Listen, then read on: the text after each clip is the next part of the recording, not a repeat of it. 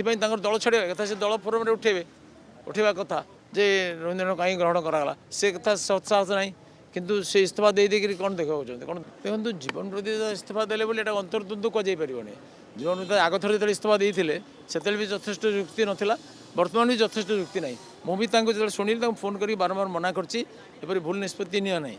ତାଙ୍କର କ'ଣ ଅସୁବିଧା ହେଇଛି ସେ କାହିଁ ଇସ୍ତଫା ଦେବେ ସୁତରାଂ ତାଙ୍କ ପାଖରେ କୌଣସି ବଳିଷ୍ଠ ଯୁକ୍ତି ନାହିଁ ଇସ୍ତଫା ଦେବାର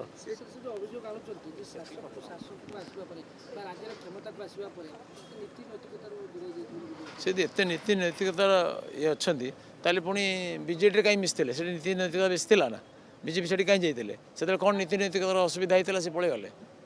ସେ କହିବା କଥା ଯେ ରବୀନ୍ଦ୍ର ଜଣା ଯେତେବେଳେ ଚିଟଫଣ୍ଡରେ ଥିଲେ ଅଭିଯୁକ୍ତ ସିବିଆଇ ତାଙ୍କୁ ଇଏ କରୁଛି ସେ ଦଳ ତାଙ୍କୁ ନେବାଟା ଗ୍ରହଣଯୋଗ୍ୟ ନୁହଁ କରୁଛନ୍ତି ଦେଖନ୍ତୁ ସେଥିପାଇଁ ତାଙ୍କର ଦଳ ଛାଡ଼ିବା କଥା ସେ ଦଳ ଫୋରମରେ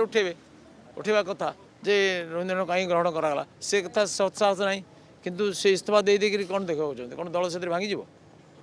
ସାର୍ ଆପଣ ବି ନାଖୁସ ଅଛନ୍ତି ଚର୍ଚ୍ଚା ହେଉଛି ଯେ ରବୀନ୍ଦ୍ର ଜେନା ଭାରତୀୟ ଜନତା ପାର୍ଟିରେ ମିଶିବା ଚର୍ଚ୍ଚା କେଉଁଠି କ'ଣ ହେଉଛି ମୁଁ ଜାଣିନି ମୁଁ କିଛି ନାଖୁସ ବି ନାହିଁ ସୁତରାଂ ବିଜେପି ଦଳରେ ବହୁତ ଲୋକ ଆସୁଛନ୍ତି ଯାଉଛନ୍ତି ଦଳର ବିଚାରଧାରା ଆଦର୍ଶ ପ୍ରତି ପ୍ରତିବଦ୍ଧତା ଥିବା ଲୋକଙ୍କ ସଂଖ୍ୟାଟା ବେଶୀ ନୁହେଁ ବାକି ଲୋକ ଯିଏ ଯିବା ଆସିବା ସେ ଲାଗିଛନ୍ତି ସେଥିରେ କ'ଣ ଯାହା ଆସୁଛି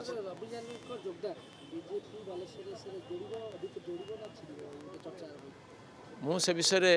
କିଛି ପୂର୍ବାନୁମାନ କରିନି ମୋତେ ସେମିତି କିଛି ବଡ଼ ଆଖିଦୃଶିଆ ଉତ୍ଥାନ ହେବ ବୋଲି ଦେଖାଯାଉନି ସେ ଦଳଟା ଯେଉଁଠି ସେ ଥିଲେ ସେଟା କେତେ ଉତ୍ଥାନ ହେଇଛି ସେଥିରୁ ଆପଣ ଅନୁମାନ ଲଗାନ୍ତୁ